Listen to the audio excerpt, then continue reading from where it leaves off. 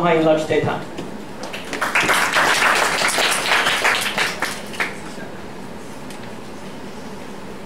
好，大家晚安。今天晚上呢，我们是大树软体有限公司要跟各位介绍一下有关我们的一个服务。我们的一个服务呢，叫做 InfoMiner 即时舆情的一个分析系统。那其实就像刚刚主持人讲的，我们的一个产品是比较属于大数据的服务，所以在多数的时候呢，我们的客户是属于企业的一个客户，可能跟就是一般 APP 大家想的会比较不太一样。所以呢，这地方我决定今天的主轴不要放在我们自己的一个产品，我讲一些比较创业的一个辛酸血泪史以后，再讲到我们自己的一个创业的一个产品。好，先介绍一下我们自己。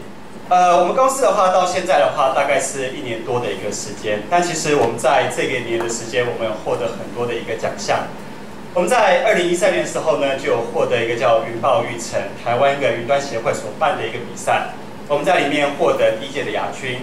然后呢，就获得就是云端创新奖。之后呢，我们又陆陆续续的在比如说韩国的一个不是在那个澳门的比赛，还有就是在两岸3地、两岸4地的比赛里面。我们都有获得就是第1名的一个首奖，所以其实呢，我们在里面有获得很多的一个奖项。那这张照片呢是什么时候拍的呢？它其实是在2014年的时候，那一次呢，我们去中国云计算大会那时候比赛，然后那时候我们是在就是中国的北京的水立方旁边的一个国家会议中心，我们在云计算大会里面呢，我们打败100多家来自中国的队伍。然后呢，也在就是所有的一个队伍，两岸3地队伍里面脱颖而出，我们获得当时的第1名。获得第1名的时候呢，那时候我们就在就是他就是邀请来，我觉得在台上里面给了一个演讲。那演讲的时候呢，那时候其实还蛮风光的。那时候呢，下面呢坐的是亚马逊的副总，坐的是中国移动的一个副总，在台上呢听我就是讲了大概20分钟这个演讲。然后讲完以后很开心。可是我刚才讲一件事情，我公司呢创立1年多，那为什么2014年的时候就有这家公司？就是因为呢，那是我前一家公司，在那家公司的时候呢，那时候我获得了首奖，当天晚上很开心。开心完以后呢，隔天我的伙伴，当初说要跟我一起创业的伙伴，大概那时候刚好创业半年左右，就因为就是意见不合，所以就闹讲说我们分手吧。所以呢，那一次呢，我的公司就结束了。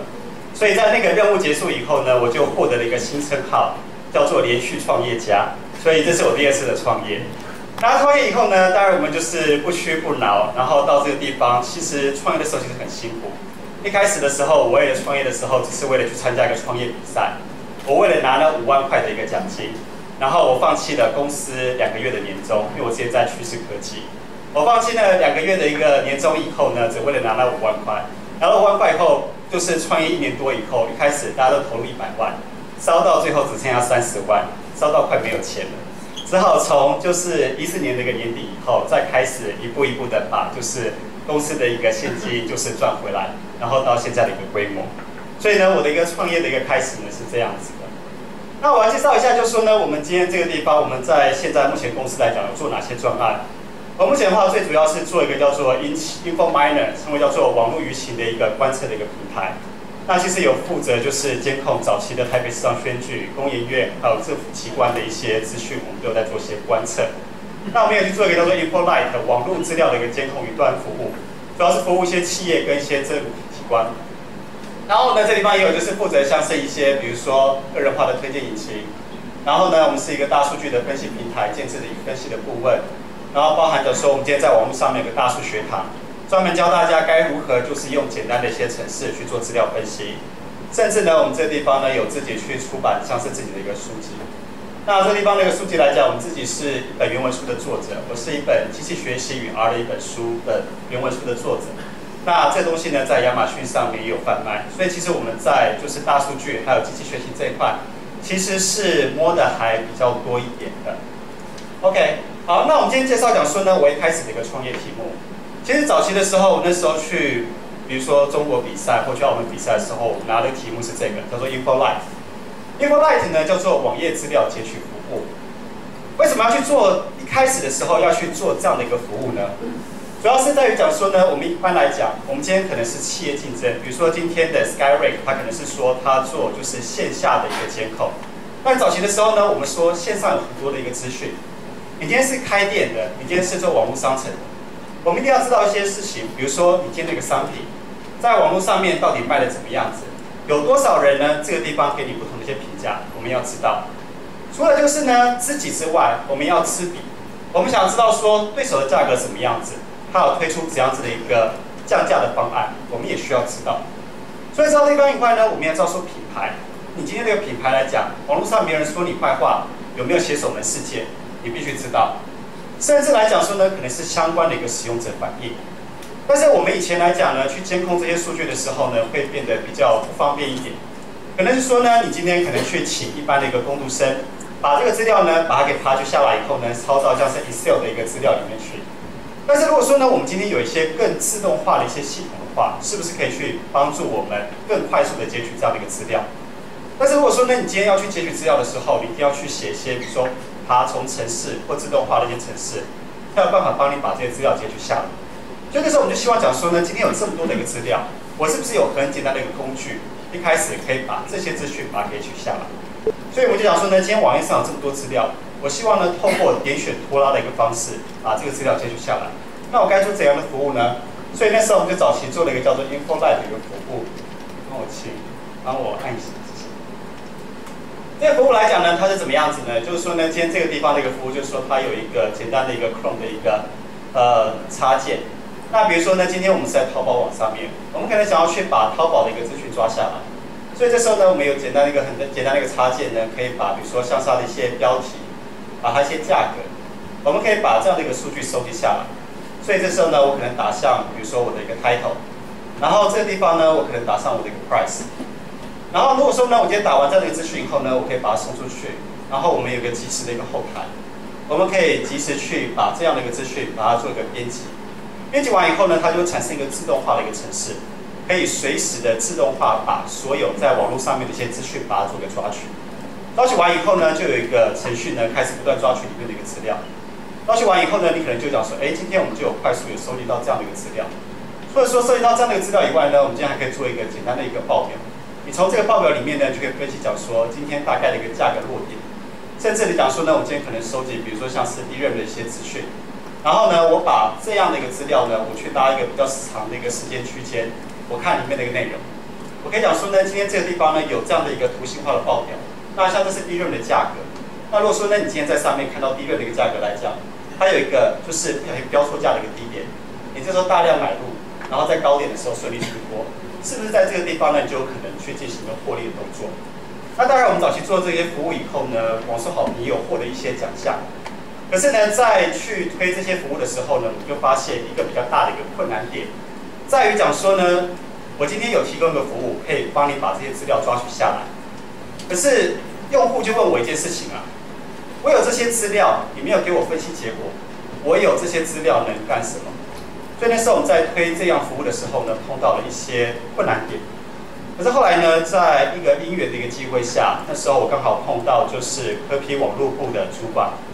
然后他们那时候刚好有一个监控观测的需求，希望说要观测就是网络上面跟他相关的一些讨论。其实呢，那时候比如说刚选举完的时候，其实有很多的团队跳出来说他们自己有做，其实真的他在里面大概有2、3个团队在做这样的事情。可是有人就马上跳出来跟媒体讲，那我们是选择比较低调一点。那时候呢，我们就选择讲说呢，今天这个地方呢，我们是去观测的时候，其实那时候观测的一个资料很多，包含像是其实连胜文也有去购买他的一个观测的系统，然后呢，像是那个柯文哲他们这边有观测系统，但其实这些系统可能一开始都没有想象中大家想的这么深，它其实呢只是把网络上面的资讯收集下来，我们提供给一般的一个人稍微去观测一下，讲说今天大家在网络上面说了什么言论。当然，你至于说像什么分析啊这些东西的，其实当时候谁选赢了，谁回来再讲这个故事的时候，怎么讲都对。所以其实，在里面的时候呢，其实我们一开始并没有做太多的分析的工作。可是后来我们就发现讲说呢，我们希望说能做一件事情。那如果说今天有这么多讯息的话，我们是不是可以把这些重要的讯息摘要起来？所以这时候我们就做了一个叫 InfoMiner， 我们称为叫即时舆情的分析服务。它就是可以去收集大量的网络的一些语气。除了收集一些网络舆情以后呢，我们可以做一些简单的一些资料的一些收集，成一些声量的一些报表。但是呢，声量的报表来讲呢，这东西还不够，因为我们需要的是最及时的一些讯息。比如说呢，今天这个地方，政府来讲，可能八仙城堡有这样的事情发生，可能有些重要的一些公安事件、游行事件。那我们说以前来讲，你看报纸要等一天，开 SH 车你必须等车开进去。那如果是说呢，今天这个地方我们可以及时收到这个资料的时候，是不是可以从这里面可以得到更多的一些讯息？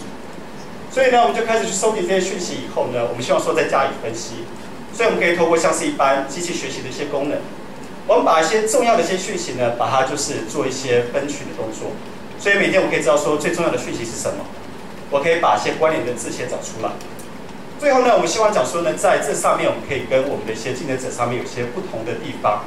我们就提出最后的一个服务，就是讲说我们今天会把一些重要的一些事情，我们会自动产生一份报表。他只要看这份报表，他就知道说每天什么事情是最有效、最重要的。比如说像这地方是川普，今天可能很多人讨论川普，但是你可能不知道说川普这个新闻很重要。但我们会根据讲说，因为今天这个地方最多者的一个新闻是讨论川普，我们会自动把它给摘要起来以后，呈现一个川普的关键字。这时候你可能对川普不熟悉，但是你一看了川普的关键字以后，知道说，现在讨论是川普。比如说这次的是大选的时候，川普可能有获得比较好的一个声势，我们是不是可以透过这样的一个东西，知道说，什么是最重要的大事？我们是不是可以讲说，今天从最重要的大事以后，决定说你今天的品牌该怎么走向，你的政府的政策该怎么去做个走向？那最后呢，我们就介绍一下，我们就是有一个优秀的骇客团队，就是有在各种比赛里面获得就是首奖。那这是我们在台泰骇客收的时候获得的一个首奖。好，那我们这是我们的一些相关的一些客户，所以我们是对企业的一些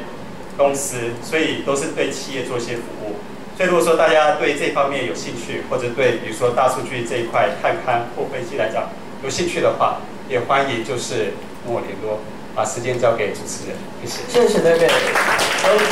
有两个问题，但原则上应该是同一个。有朋友问到说，有些公司过去累积的资料方式太老旧，不知道如何自动化。然后，因为同一个人问，他说，如果工读生 key 在 Excel 里面的资料，有办法变成系统自动化的资料库吗？可以啊，没有问题。对。所以那是怎么做？直接整批资料交给你们，然后你们会另外收一笔钱。这个地方的话，我们当然是根据你的一个需求，稍微就是客制化了。那基本上我们是在外面有教很多，比如说如何去撰写一些爬虫，该如何去，比如说破解验证码啦，抓取一些有用没有用的一些资讯啦。那关于这一方面的资讯的话，我欢迎就是各位到我的官网 largedata.com， 里面有个叫大数学堂，教你该怎么去，每个人都要会写一点程式。去抓取一些跟你有关、没有关的资料，这样子我们才可以去学会资料分析，做一个资料科学家的一个初步的动作。OK， 而且上这个课是需要费用吗？免费，完全免费。对，完全免费。主要是为了要推广，让大家都知道讲说，每个人都可以成为资料科学家，每个人只要在上网都可以去做一些免费的学习。OK。因为哥不是靠那个赚钱，哥是靠你的那个卖公司的服务赚钱。OK， 好，突然又冒出3个问题。第一个，请问一下，有打算做类似 Kimono 的 SaaS 吗？其实一开始的时候，我们跟 Kimono 做的时候差不多，后来 Kimono 收了，我觉得问题跟我们讲是一样的。当你收了资料以后，没有分析以后，你要怎么去卖钱 ？OK， 好的。淘宝及京东上的资料可以抓吗？没有问题啊，刚刚那就是淘宝网。对啊。好，想请问和 OpView 工具的差异。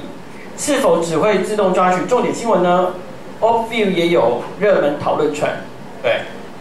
我们这地方的话是自动会把就是相关的一些关键词自动去摘要，然后抽取出就是每天最热门的一些新闻，然后会把就是比如说像川普的所有新闻，我们会把它给摘要在一起。所以你今天只看完一则新闻，其实大概每天的一个大小事那个东西。OK， 最后一个问题，刚刚讲到大数学堂，所以就是要教大家说。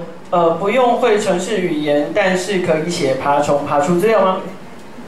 我就是要教各位写程式语言的。这个还是好 ，OK， 好的，好，我们要控制时间，谢谢 David。OK， 谢谢。谢谢。